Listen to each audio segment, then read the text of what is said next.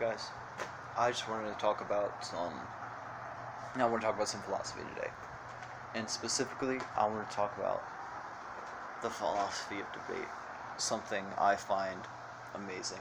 I love debating people. I love talking about why they think things, what they think. I like learning in general. So, I want to talk about how people are debating nowadays and how I think people should debate. Okay, so one way, in my opinion, to debate very incorrectly is to try and convince the other person that they're wrong. And I know it might sound like kind of stupid, but I think that if two people do that, then no one is ever going to accomplish anything. I think the goal should be the two of y'all should come together and try and find the truth. The two of y'all should come together and see if one or both of y'all could walk away as better human beings, as better critical thinkers, and as better people, just in general. I guess as human beings, so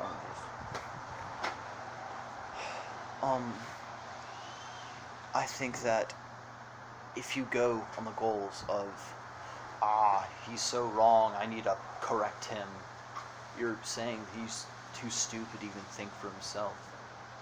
I think that that's just a bad way to do things.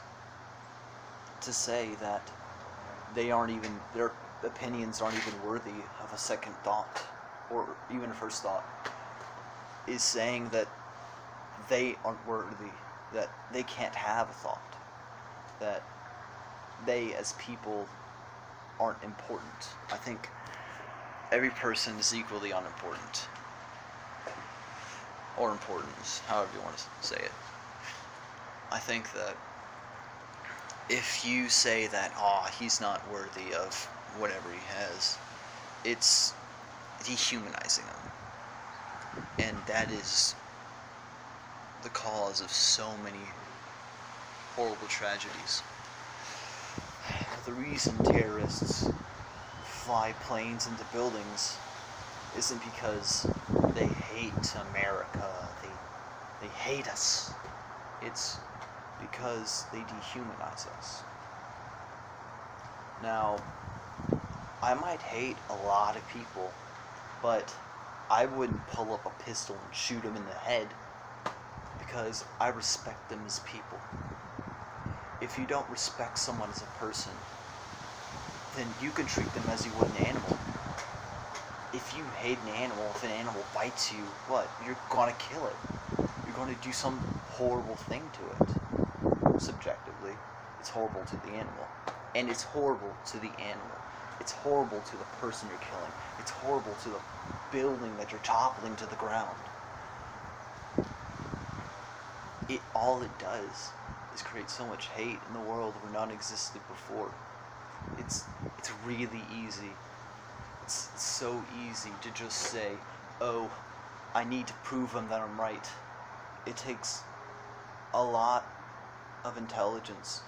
It takes a lot of courage to say, I might be wrong on this point. Thank you for showing me the error of my ways. But that's what we need to do.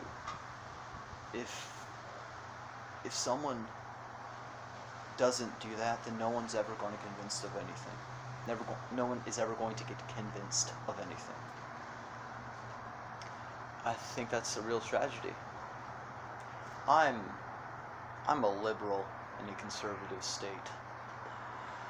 So, I listen to a lot of differing opinions from mine, but I listen to a lot of differing opinions from mine.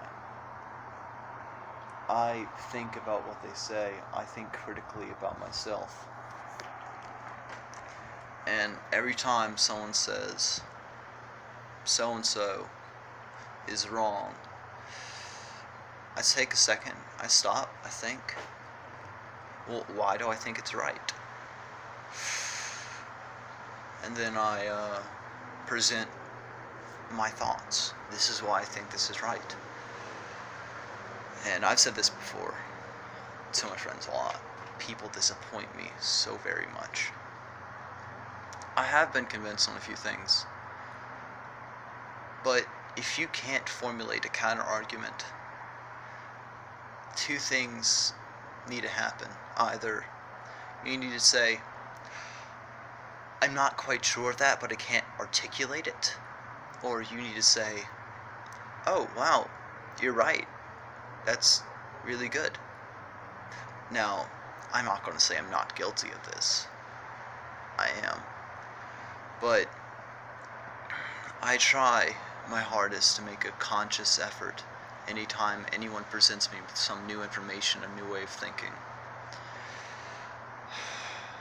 But yeah, summary, I think people should argue about the truth, not to prove each other wrong. Thank you.